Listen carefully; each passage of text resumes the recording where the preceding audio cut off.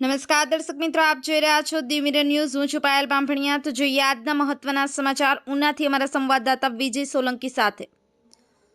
સંઘ પ્રદેશ દીવને જોડતી ચેકપોસ્ટ પર એસીબીનો સપાટો। ઉના પોલીસ સ્ટેશન તાબાની અહેમદપુર માંડવી ચેકપોસ્ટ પર દરોડો। 31ની પૂર્વ સંધ્યાએ જ પાડ્યો દરોડો। ચેકપોસ્ટ પર પોલીસ દ્વારા જ લાંચ લેવાતી હોવાની હતી ફરિયાદ। એસીબીની રેડના પગલે અફરાતફરી। ફરજ પરના પોલીસ કર્મચારીઓ મોબાઈલ સ્વિચ ઓફ કરી નાસી ગયાની ચર્ચા।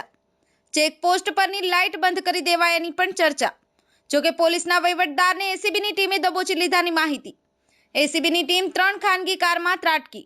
ધાર્મિક તહેવારો નિમિત્તે વારંવાર અંગ્રેજી દારૂના બુટલેગરો દ્વારા દારૂની મોટા પ્રમાણમાં હેરાફેરી થતી હોય છે, ત્યારે સ્થાનિક પોલીસ અધિકારીઓ પણ આ બુટલેગરોને સાથ સહકાર આપતા હોય છે। આવા અનેક પ્રશ્નો પણ લોકોમાં થઈ રહ્યા છે। ઘણા સમયથી સંઘ પ્રદેશ દીવમાંથી દારૂ ઘુસાડવા સહિતની ગેરકાયદેસર પ્રવૃત્તિ લાંચ લઈ બેફામ ચાલતી હોવાની ફરિયાદ ઉઠી હતી। 7 વાગ્યાના સુમારે એસીબીની રેડ। રાત્રિના સમયે સમગ્ર ઉના પંથકમાં અફરાતફરીનો માહોલ છવાઈ ગયો હતો। બ્યુરો રિપોર્ટ દી મિરર ન્યૂઝ, રમેશ સત્યની સાથે।